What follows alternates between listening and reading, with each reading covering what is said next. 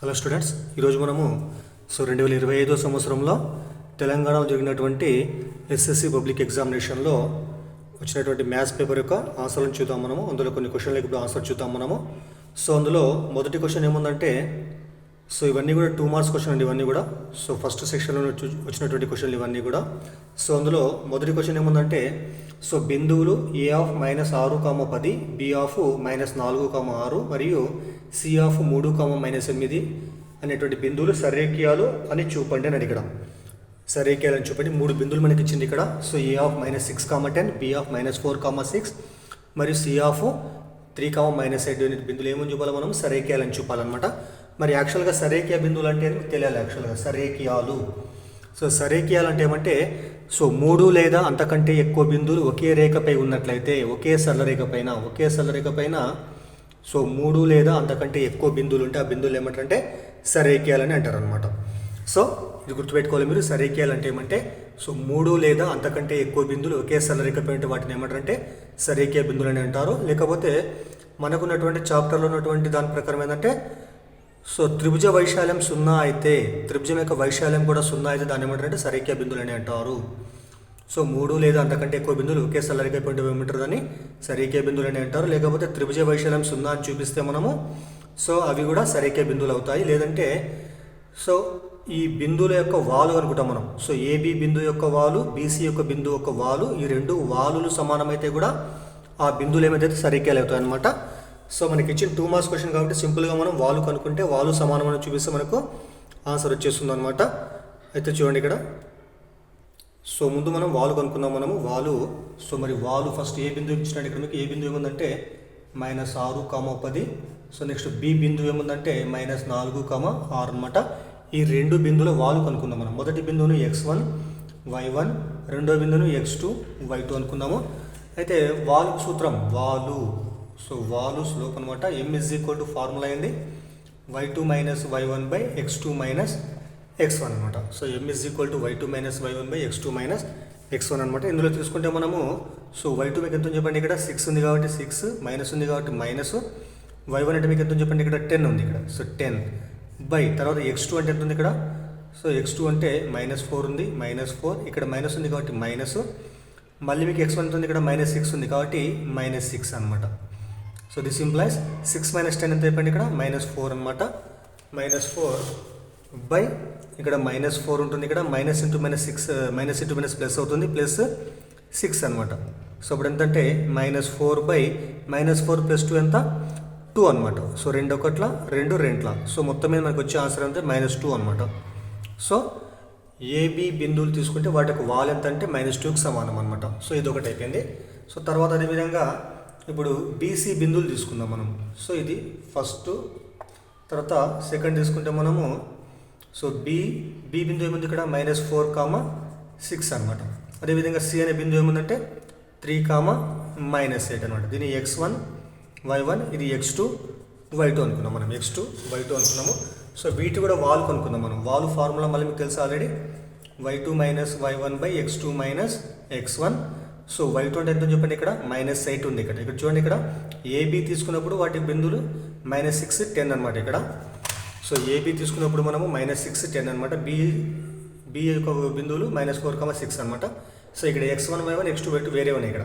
అదేవిధంగా మన బీసీ బిందువులు తీసుకుంటే ఇందులో బి అంటే -4, 6, x1, y1. అదేవిధంగా సి అంటే 3, -8, x2, y2 అనమాట. ఇక్కడ మరి y2 అంటే మీకు ఎంత ఉంది? ఇక్కడ -8 ఉంది. ఇక్కడ -8. ఇక్కడ మైనస్ ఉంది కాబట్టి మైనస్. y1 ఎంత ఉంది? ఇక్కడ 6 ఉంది కాబట్టి 6 బై x2 అంటే ఎంత ఉంది చెప్పండి? ఇక్కడ 3 ఉంది. 3 మైనస్ ఉంది కాబట్టి మైనస్. x1 మీకు ఎంత ఉంది చెప్పండి? ఇక్కడ -4 కాబట్టి -4 అనమాట. ఇక్కడ -8 - 6 ఎంత? -14 అనమాట. తర్వాత 3 -2 - 7 +4 అనమాట. 3 + 4 అనమాట. -14 బై 3 + 4 ఎంత? 7. 7 1 జా 7 2 జా. మైనస్ ఉంది కాబట్టి -2 అనమాట. రెండో వాలు కనుక్కుంటే మనం బీసీ యొక్క వాలు కూడా మనకి ఎంత వచ్చింది? ఇక్కడ -2 వచ్చింది. ఏబి బిందువుల యొక్క వాలు కూడా మనకి ఎంత వచ్చిందంటే -2 రావడం జరిగింది ఇక్కడ. అదేవిధంగా బీసీ బిందువుల వాలు కూడా మనకు -2 రావడం జరిగింది. కాబట్టి అప్పుడు ఏమంటాం మనము? దేర్ఫోర్ ఏ, బి, సి బిందువులు సరేకియాలు అవుతాయి. అంటే ఒకే సరళరేఖ పైన ఉంటాయి, సరేకియాలు అవుతాయి అని ఈ విధంగా రాస్తామన్నమాట మనం. ఇది సరేకియాలు అవుతాయి. సో ఇలా కాకుండా మరొక మెథడ్ ఉంటుంది, అది కూడా చూద్దాం మనం. ఇలా మనము బిందువులు వాలు సమానం అని చూపొచ్చు మనం, లేదంటే ఏం చూపొచ్చు మనము. మూడు బిందువులు ఇచ్చినప్పుడు అవి త్రిభుజానికి శీర్షాలు అనుకుంటే త్రిభుజం యొక్క శీర్షాలు ఏ వద్ద శీర్షము, బి శీర్షము, సి శీర్షం అనమాట. వాటి త్రిభుజ వైశాల్యం కూడా 0 అని చూపిస్తే ఏమవుతాయి, సరేకియాలు అవుతాయి అనమాట. మరో మెథడ్ చూద్దాం. ఇక్కడ మనం ఏ అంటే ఎంత ఉంది ఇక్కడ, -6, 10 అనమాట. బి అంటే ఎంత ఉంది ఇక్కడ, -4, 6 అనమాట. సి అంటే ఎంత ఉంది ఇక్కడ, 3, -8 అనమాట. మరి ఇప్పుడు మన త్రిభుజ వైశాల్యం delta is equal to 1/2 mod of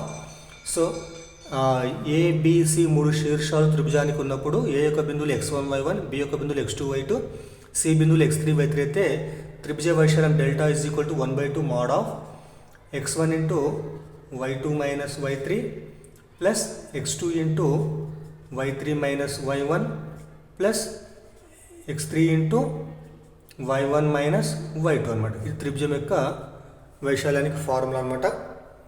x1 equal to delta is equal to x1 into y2 minus y3 plus x2 into y3 minus y1 plus x3 into y1 minus y2 అనమాట. ఇందులో విలువలు ప్రతిక్షేపిస్తే దీన్ని మనము x1, y1 అనుకున్నాం, ఇదేమో x2, y2, ఇదేమో x3, y3 అనుకున్నాం మనం. విలువలు దీంట్లో ప్రతిక్షేపించాలి మనం. Delta is equal to 1/2 mod of x1 అంటే మీకు ఎంత ఉంది ఇక్కడ, -6 ఉంది, -6. y2 అంటే ఎంత చెప్పండి ఇక్కడ, y2 అంటే ఎంత అనుకున్నాం ఇక్కడ మనం, 6 అనుకున్నాం. 6 మైనస్ y3 అంటే ఎంత ఉంది ఇక్కడ, -8 ఉంది, ఆల్రెడీ మైనస్ ఉంది ఇక్కడ. మళ్ళీ అంటే మైనస్ ఉంది కాబట్టి -8 మళ్ళీ బ్రాకెట్ క్లోజ్. మళ్ళీ x2 అంటే ఎంత ఉంది ఇక్కడ, -4 ఉంది కాబట్టి బ్రాకెట్లో -4. y3 మైనస్ y1 అంటే ఎంత ఉంది ఇక్కడ, -8 మైనస్ y1 అంటే -10 అనమాట, -10. మళ్ళీ ప్లస్ ఉంది కాబట్టి ప్లస్ x3 అంటే మీకు ఎంత ఉంది ఇక్కడ, 3 ఉంది. 3 ఇంటూ తర్వాత y1 అంటే ఎంత ఉంది ఇక్కడ, 10 ఉంది, 10 మైనస్ y2 అంటే ఎంత ఉంది ఇక్కడ, 6 ఉంది, 6 అనమాట, రైట్. ఇది తర్వాత delta is equal to 1/2 mod of -6. ఇక్కడ చూడండి, ఇక్కడ 6 మైనస్ ఇంటూ మైనస్ ప్లస్ 8 ఇక్కడ, రైట్. ప్లస్ ఇంటూ మైనస్ ఇక్కడ మైనస్ అవుతుంది, -4 ఇంటూ -8 -10 ఎంత, -18 అనమాట. ప్లస్ 3 ఇంటూ 10 - 6 ఎంత అంటే 4 వస్తుంది ఇక్కడ, 4. త్రిభుజ వైశాల్యంలో మనకి గుర్తులు చాలా ఇంపార్టెంట్. ఒక గుర్తు మిస్ అయినా మనకు మొత్తం ఆన్సర్ అవుతుంది అనమాట. -6 ఇంటూ 6 ప్లస్ 8 ఎంత, 14 వస్తుంది ఇక్కడ, 14. ఇక్కడ మైనస్ ఇంటూ మైనస్ ఏమైతే ఇది ప్లస్ అవుతుంది ఇక్కడ, 4 ఇంటూ 18, 18 4 జా 72 ప్లస్ 3 4 జా 12 అనమాట.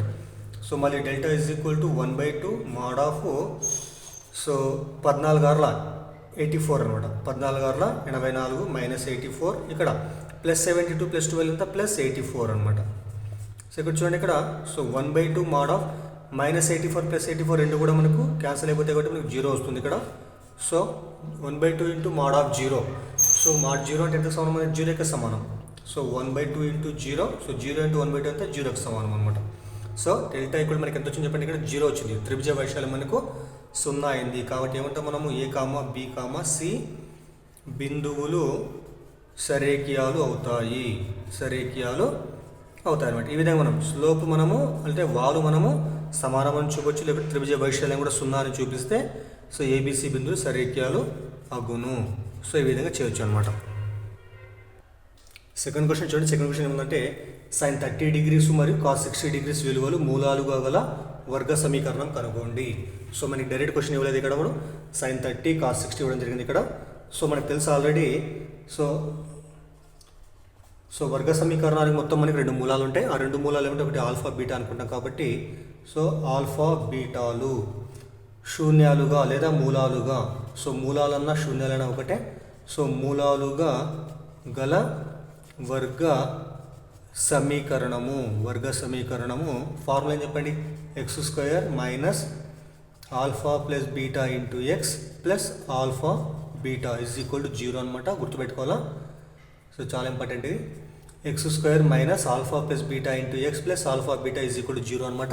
ఇక్కడ ఆల్ఫా ప్లస్ బీటా ఏమంటే ఇక్కడ మూలాల మొత్తం అనమాట, శూన్యాల మొత్తము. ఆల్ఫా ఇంటూ బీటా అంటే శూన్యాల లబ్ధం అనమాట.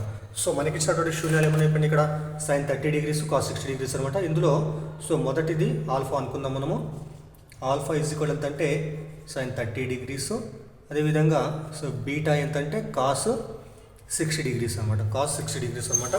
మరి సైన్ 30 degrees అంటే ఎంత? Alpha is equal to sine 30 అంటే 1/2కి సమానం అవుతుంది. అదేవిధంగా బీటా అంటే ఇది కూడా కాస్ 60 కాబట్టి ఇది కూడా 1/2కి సమానం అవుతుంది అనమాట. సో ముందు మనం ఆల్ఫా ప్లస్ బీటా కనుక్కుందాం. మనము alpha plus beta is equal అంటే ఎంత? ఆల్ఫా అంటే 1/2 కాబట్టి 1/2 ప్లస్ బీటా కూడా 1/2 కాబట్టి 1/2. సో 1/2 ప్లస్ 1/2, సో 2 2 హారాలు సేమ్ 2 రాస్తాం. ఇక్కడ మనం లవాలు కలపాలి. మనం 1 + 1 అంటే ఎంత? సో 2/2 క్యాన్సిల్ చేస్తే మీకు ఏమొస్తుంది? 1 వస్తుంది అనమాట. సో ఆల్ఫా ప్లస్ బీటా అంటే 1కి సమానమైంది. అదేవిధంగా ఆల్ఫా ఇంటూ బీటా అంటే 2 గుణించాలి. సో 1/2 ఇంటూ 1/2 అనమాట. 1 × 1 1, సో 2 2 జా 4, 1/4 అనమాట. మరి ఇక్కడ మనకి ఆల్ఫా బీటా ఇక్కడ వర్గ సమీకరణం ఏంది? x² minus alpha plus beta into x plus alpha beta equal 0 కాబట్టి మళ్ళీ రాస్తాయి ఇక్కడ. సో ఏమంటే x² minus alpha plus beta into x plus alpha beta equal 0 అనమాట. So x² minus alpha plus beta మీకు ఎంత వచ్చింది చెప్పండి. ఇక్కడ ఆల్ఫా ప్లస్ బీటా ఈక్వల్ 1 వచ్చింది కాబట్టి so 1 × x plus alpha into beta మీకు ఎంత? 1/4 వచ్చింది కాబట్టి 1/4 ఈక్వల్ టు సో 0 అనమాట. సో ఇప్పుడు మనకు మొత్తం మీద వచ్చే సమీకరణం ఏమంటే x² minus 1 × x plus 1/4 equal to 0 అనమాట. దిస్ ఇంప్లైస్ ఇక్కడ మనకి భిన్నం ఉంది కాబట్టి ఏం చేస్తాం మనము? సో ఇక్కడ దీంతో కాసాకృతి ఇక్కడ 1/4 ఉంది కాబట్టి ఈ 4 చేత మొత్తానికి గుణిస్తాం మనము ఇతర రెండు పదాలను. ఇక్కడ మొత్తానికి ఇప్పుడు 4 వస్తుంది అనమాట. సో ఇక్కడ 1 ఇక్కడ 1 ఏం లేకుంటే మొత్తానికి కాసాకృతి అంటే 1 × 1 × 4 తీసుకుంటాము. ఇక్కడ ఈ పదాన్ని ఏం చేయాలి మనము? సో ఈ హారం వదిలిపెట్టేసి 2 గుణించి దాంతో గుణించాలి. 1 × 4 వస్తుంది. 4 × x², 4x². ఈ రెండో పదాన్ని ఏం చేస్తాం మనం? మైనస్ అట్లే పెట్టేసి ఈ హారాన్ని వదిలిపెట్టేసి 2 గుణిస్తాం. 1 × 4 అనమాట. 4 దీన్ని గుణించాలి. So 4 × x. సో ఇక్కడ ఈ హారం వదిలిపెట్టేసి 2 గుణించి దీన్ని గుణించాలి మనం. 1 × 1 1, 1 × 1 1 ప్లస్ 1 ఈక్వల్ టు 0 అనమాట. ఇక్కడ 4 అవతల పంపిస్తే గుణిస్తుంది కాబట్టి this implies 4x² minus 4x plus 1, 4 × 0 0 అనమాట. సో మనకు కావాల్సిన సమీకరణం ఏమంటే 4x² minus 4x plus 1 equal to 0 అనమాట. ఇది మనకు sin 30 cos 60లతో ఏర్పడేటువంటి వర్గ సమీకరణము. నెక్స్ట్ మూడో క్వశ్చన్ చూడండి. ఏముందంటే ఒక అంక శ్రేణిలో మొదటి పదము 1, చివరి పదము 20 మరియు అన్ని పదాల మొత్తము 399 అయిన పదాల సంఖ్యను కనుగొండి. ఒక అంక శ్రేణిలో సో మొదటి పదం 1, చివరి పదము 20 మరియు అన్ని పదాల మొత్తం మీద 399 అయితే పదాల సంఖ్యను కనుగొన్నాడు. ఇక్కడ పదాల సంఖ్య అంటే nకి సమానం అనమాట. మరి ఇచ్చినటువంటి అంక శ్రేణిలో పదాలు ఇక్కడ మనకి మొదటి పదం చివరి పదం ఉంది కాబట్టి వాటిని మనం రాసుకోకపోతే మనము సో మొదటి పదాన్ని ఎంతో సూచిస్తాం కాబట్టి సో a ఈక్వల్ టు ఇక్కడ 1కి సమానం అన్నట్టు మొదటి పదము. అదేవిధంగా చివరి పదాన్ని ఎంతో సూచిస్తాం మనం? ఎల్తో సూచిస్తాం. ఎల్ ఎంత అంటే 20 అనమాట. అదేవిధంగా సో పదాల మొత్తం అంటే SN అనమాట. SN ఈక్వల్ టు ఎంత అంటే ఇక్కడ 399 అనమాట. అయితే పదాల సంఖ్య అన్నాడు. పదాల సంఖ్యను ఎంతో సూచిస్తాం మనము? n equal to question mark ఇక్కడ మనకి ఇవ్వలే కాబట్టి ఇదనమాట. మరి మొదటి పదము చివరి పదం ఇస్తే n పదాల మొత్తానికి ఫార్ములా ఏమంటే సో n పదాల మొత్తము so SN equal to n/2 into a plus L అనమాట. ఇప్పుడు చెప్పండి ఇది. సో మొదటి పదము చివరి పదం ఇస్తే మనకు n పదాల మొత్తానికి ఫార్ములా ఏమంటే SN equal to n/2 into a plus L. యాక్చువల్గా మొదటి పదము మనకు తర్వాత పదాంతరం ఇచ్చినప్పుడు మనకు ఫార్ములా ఏమంటే so SN equal to n/2 into 2a plus n - 1 into d అనమాట. సో అది వాడతాం మనము. కానీ ఇక్కడ మనకి మొదటి పదం చివరి పదం ఇచ్చింది కాబట్టి ఈ ఫార్ములా వాడతాం మనము. సో SN n పదాల మొత్తం ఎంత అయిపోయింది? 399 కాబట్టి ఇక్కడ ఎంత రాస్తే ఇక్కడ 399. సో n మనకి ఇవ్వాలి అట్లా పెట్టేస్తాం మనం n/2 అనమాట ఇక్కడ. సో ఏ అంటే ఎంత? ఇక్కడ 1కి సమానము ప్లస్ ఎల్ అంటే ఎంత అయిపోయింది? ఇక్కడ 20 కాబట్టి 20 రాస్తాను ఇక్కడ నేను. ఇప్పుడు సూక్ష్మీకరిస్తే ఇక్కడ హారం n/2 ఇక్కడ భాగిస్తుంది తెలుగు వస్తే గుణిస్తుంది అనమాట ఇది. So 399 into 2 equal to n into so 1 + 20 ఎంత? 21 అనమాట. సో n 21 గుణిస్తూ తెలుగు వస్తే భాగిస్తారు కాబట్టి 399 ఇంటూ 2/21 ఈక్వల్ టు n అనమాట ఇక్కడ. సో వీటిని సూక్ష్మీకరిస్తే మనము సో క్యాన్సల్ చేద్దాం. మనం 3 ఎక్కలు పోతుంది ఇది. సో 3 ఏళ్ళు 21, సో 3 ఎక్కం 3 ముళ్ళ 3 ముళ్ళ అనమాట. సో దట్ ఇంప్లాయిస్ n ఎంత అంటే n equal to 133 into 2, 133 into 2/7 ఉంది ఇక్కడ. మళ్ళీ 7 టేబుల్ క్యాన్సిల్ చేస్తే 7 ఎక్కం 7, 7 ఎక్కం 7 ఇక్కడ ఎంత ఉంటుంది? ఇక్కడ 6 ఉంటుంది. 6 3 అంటే 63, 7 9 63 అనమాట. 7 9 63 అనమాట. ఇప్పుడు ఎన్ ఎంత అయిపోయింది, ఎన్ ఈజ్ ఈక్వల్ టు 19 ఇంటూ 2, 19 రెట్లు ఎంత 38 అనమాట. అంటే ఇచ్చినటువంటి శ్రేణిలో పదాల సంఖ్య మొత్తం ఏంటంటే 38కి సమానం అనమాట, 38.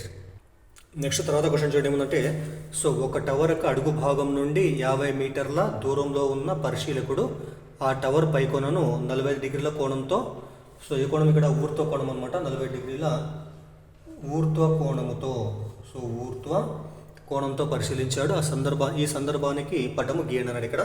సో ఊర్ధ్వ కోణం అంటే ఏంది ఇక్కడ, ఊర్ధ్వ కోణం అంటే ఏమంటే, సో మనం ఏదైనా వస్తువును పరిశీలిస్తున్నప్పుడు ఆ వస్తువు మనకంటే ఎత్తులో ఉంటే దాన్ని ఏమంటారు, ఊర్ధ్వ కోణం అని అంటారు, చూసేటప్పుడు ఏర్పడే కోణాన్ని. అలా కాకుండా సో ఇక్కడ ఫర్ ఎగ్జాంపుల్ ఇక్కడ మనిషి ఉన్నాడు, ఇక్కడ వస్తుంది, ఇక్కడ ఈ విధంగా చూస్తే అప్పుడు ఏర్పడేటువంటి కోణాన్ని ఏమంటారు ఇక్కడ ఊర్ధ్వ కోణం అని అంటారు. అలా కాకుండా ఇక్కడ పరిశీలకుడు ఇక్కడ ఏమంటే వస్తుంది అనమాట, ఇక్కడ అప్పుడు ఏర్పడే కోణాన్ని ఏమంటారంటే ఊర్ధ్వ కోణం అని అంటారు. అంటే పరిశీలకుడి కంటే కూడా వస్తువు ఇక్కడ ఉండాలా, పై భాగంలో ఉండాలన్నమాట. అలా కాకుండా సో పరిశీలకుడు ఇక్కడ ఉన్నాడు, ఇక్కడ నుంచి ఇక్కడ వస్తువు కింది వస్తువుని చూసినాడు, ఇక్కడ అప్పుడు ఏర్పడేటువంటి ఇక్కడి కోణాన్ని ఏమంటారంటే సో నిమ్న కోణం అని అంటారు అనమాట. సో ఇదేంది ఇక్కడ ఊర్ధ్వ కోణం, ఇదేమంటే సో నిమ్న కోణం అనమాట. అంటే వస్తువు పై భాగంలో ఉంటే ఏర్పడే కోణం ఊర్ధ్వ కోణం అనమాట, వస్తువు కింది భాగంలో ఉంటే ఏర్పడే కోణాన్ని ఏమంటారంటే సో నిమ్న కోణం అని అంటారు అనమాట. ఇది వదిలిపెట్టి మనకు అవసరం లేదు అది. సో క్వశ్చన్ ఏమంటే ఇక్కడ ఒక టవర్ యొక్క అడుగు భాగం నుండి సో 50 మీటర్ల దూరంలో ఉన్న పరిశీలకుడు ఆ టవర్ పైపు కొనను 45 డిగ్రీల ఊర్ధ్వ కోణంతో పరిశీలించాడు. అయితే సందర్భానికి పటము గీయండి అని ఇక్కడ. సో ఫస్ట్ ఏం చేస్తాం మనము, సో ఫస్ట్ టవర్ అనమాట. సో ఇది మన టవర్ అంటే ఖచ్చితంగా మనము టవర్ దింపాల్సిన అవసరం లేదు, జస్ట్ ఒక సో నిలువు లైన్ దిస్తాం. ఈ విధంగా మనము చాలామంది పిల్లలు ఏం చేస్తారంటే టవర్ దించేస్తారు మంచిగా, అది టవర్ కాదనమాట ఇక్కడ. సో జస్ట్ ఒక నిలువు దిగుదని తీసుకుంటాం మనము. సో పరిశీలకుడు టవర్ యొక్క పై కొనను, సో ఇక్కడ ఏముంది ఇక్కడ, సో టవర్ యొక్క అడుగు భాగం అంటే ఇదే కదా, టవర్ యొక్క అడుగు భాగం నుండి ఎంత దూరం చెప్పండి ఇక్కడ, సో 50 మీటర్ల దూరంలో, ఇక్కడ 50 మీటర్ల దూరం అనమాట. సో ఇక్కడ నుంచి ఉన్నటువంటి ఒక పరిశీలకుడు, ఇక్కడ ఒక వ్యక్తి ఉన్నాడు, ఇక్కడ నుంచి ఆ టవర్ యొక్క పై కొనటి ఇదే కదా. సో దీన్ని గమనించింది అనమాట వాడు. సో ఇక్కడ గమనిస్తే అప్పుడు ఏర్పడినటువంటి ఊర్ధ్వ కోణం ఎంతంటే 45 సో డిగ్రీస్ అనమాట. ఇది కావాల్సిన పటం అనమాట.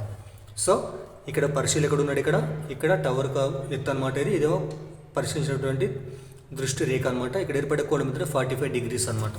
సో వీటికి పేరు పెట్టేస్తే మనము ఏబిసి అనమాట. సో ఇక్కడ ఏబి అంటే ఏంటి ఇక్కడ, so AB is equal to so tower ఎత్తు అనమాట. సో ఏబి అంటే టవర్ యొక్క ఎత్తు అనమాట.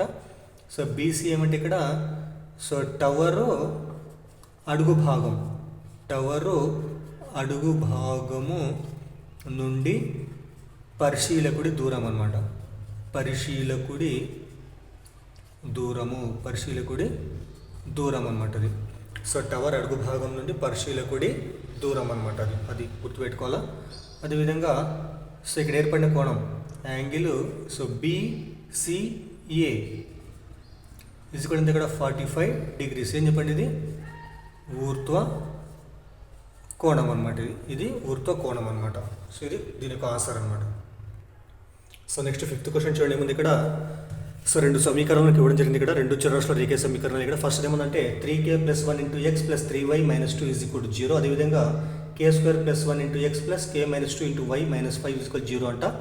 ఈ 2 రేఖీయ సమీకరణాలకు సాధన లేనిచో k విలువను కనుగొనన్నాడు ఇక్కడ. అయితే మనకు తెలుసు ఆల్రెడీ సో 2 సమీకరణాలు, సో a1x + b1y + c1 = 0. అదేవిధంగా సో a2x + b2y + c2 = 0. ఈ 2 రేఖీయ సమీకరణాలు తీసుకున్నప్పుడు మనము సో వాటికి మనకు 3 సందర్భాలు ఏర్పడతాయి. అదేమంటే సో 2 సమీకరణాలు ఖండించుకుంటే వాటిని ఏమంటారు, సంగత సమీకరణాలు అని అంటారు. 2 సమీకరణాలు ఖండించుకోకుండా సమాంతరంగా ఉంటే వాటిని ఏమంటారంటే అసంగత సమీకరణాలు అంటారు. వాటికి సాధన అనేటువంటి ఉండదన్నమాట.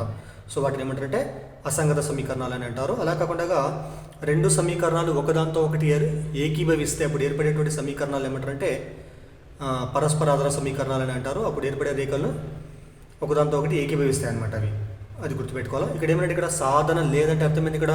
సో 2 రేఖలు కూడా మనకి ఇట్లా x అక్షము తర్వాత ఇక్కడ y అక్షం తీసుకుంటే అక్కడ ఏర్పడే 2 సమీకరణాలు సమాంతరంగా ఉంటాయి అనమాట. ఫర్ ఎగ్జాంపుల్ ఇక్కడ ఒక రేఖ, ఇక్కడ ఒక రేఖ వెళ్తుంది, ఇక్కడ 2 కూడా ఖండించుకోవన్నమాట. సో ఇక్కడ కూడా తాకో కాబట్టి వాటిని ఏమంటారంటే సమాంతర రేఖలు అని అంటారు. వాటికి సాధన ఎట్లుంటుంది, వాటికి సాధన ఉండదు అనమాట, సాధన లేదంట.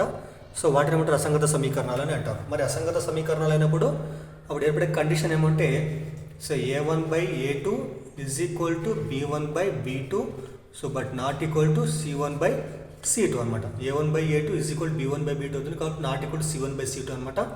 ఇక్కడ మనకి k విలువ కావాలి కాబట్టి ఏం చేస్తే ఇక్కడ దీన్ని పోల్చుకుంటే మనం a1 అంటే మీకు ఎంత ఉంది, ఇక్కడ a1 అంటే 3k + 1 ఉంది. సో a2 అంటే ఏముంది, ఇక్కడ k² + 1 ఉంది. సో b1 మీకు ఎంత ఉంది, ఇక్కడ 3 ఉంది. ఇక్కడ b2 ఎంత ఉందంటే k - 2 అనమాట. దీంట్లో ప్రతిక్షేపిస్తాం మనం. సో దీంట్లో ప్రతిక్షేపించి k విలువను కనుక్కుంటాం అనమాట మనం. సో మరి a1 అంటే ఎంత ఉంది, ఇక్కడ 3k + 1 కాబట్టి a1 అంటే 3k + 1/a2 అంటే ఎంత ఉంది, ఇక్కడ k² + 1 అనమాట. ఈజ్ ఈక్వల్ టు b1 మీకు ఎంత ఉంది, ఇక్కడ 3 ఉంది. అదేవిధంగా b2 ఎంత ఉంది, ఇక్కడ k - 2 అనమాట. ఇప్పుడు చూడండి ఇక్కడ ఇవే విలువలు దీంతో పోల్చుకొని ఇక్కడ రాయడం జరిగింది. ఇక్కడ a1 అంటే 3k + 1 3k + 1, a2 అంటే ఎంత, ఇక్కడ a2 అంటే 3k² + 1 కాబట్టి k² + 1 రాసిన ఇక్కడ. సో b1 అంటే 3 కాబట్టి 3 రాసిన ఇక్కడ. b2 అంటే ఎంత ఉంది, ఇక్కడ k - 2 అనమాట.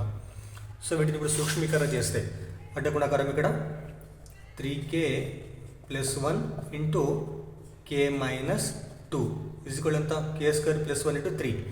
సో 3 ఇంటూ k² + 1 అనమాట. k² + 1 ఇప్పుడు సూక్ష్మీకరిస్తే మనం 3k into k 3k², 3k into -2 -6k, తర్వాత plus 1 into k 1k plus 1 into -2 -2 is ఇక్కడ 3 into k² 3k², 3 into plus k 3 into 1 3 అనమాట. రైట్, ఇక్కడ చూడండి ఇక్కడ 3k² రెండు కూడా సేమ్ గుర్తులు ఉన్నాయి కాబట్టి ఈజ్ ఈక్వల్ టు కౌతులతో ఉన్నాయి కాబట్టి రెండు కూడా క్యాన్సిల్ అయిపోతాయి ఇక్కడ. So -6k plus k -6k నుంచి ఒక కేని తీస్తే మనకి ఎంత వస్తుంది, ఇక్కడ -5k అనమాట. ఈజ్ ఈక్వల్ ఇక్కడ 3 ఉంది, ఇక్కడ ఈ -2 అవతల పంపిస్తే ఏమవుతుంది +2 అనమాట. సో -5k ఈజ్ ఈక్వల్ ఎంత అంటే 3 + 2 5 అనమాట. ఇక్కడ కేని ఇక్కడ -5 గుణిస్తుంది కాబట్టి అవతల పోతే ఏం చేస్తుంది, భాగిస్తుంది కాబట్టి k is equal to 5/-5. So 5 ఒకటి ఆన్సర్ ఇక్కడ. సో -1 -1 అనమాట. సో k ఏంటంటే k ఈజ్ ఈక్వల్ టు -1కు సమానం అవుతుంది అనమాట. సో ఆరో క్వశ్చన్ చూడండి ఏమంటే క్రమవృత్తాకార శంకు యొక్క వ్యాసార్థము ఏటవాలు ఎత్తుల నిష్పత్తి 7:25 అంట మరియు దాని వక్రతల వైశాల్యం 550 చదరపు సెంటీమీటర్లు. అయితే దాని యొక్క వ్యాసార్థం ఎంత అన్నాడు. చూడండి, ఒక క్రమవృత్తాకార శంకు యొక్క వ్యాసార్థము ఏటవాలు ఎత్తుల నిష్పత్తి 7:25 అంట మరియు దాని వక్రతల వైశాల్యం 550 చదరపు సెంటీమీటర్లు. అయితే దాని యొక్క వ్యాసార్థం ఎంత అన్నాడు. సో మీకు తెలుసు ఆల్రెడీ. సో క్రమవృత్తాకార శంకు అంటే మనకి ఈ విధంగా ఉంటుంది శంకు అనమాట.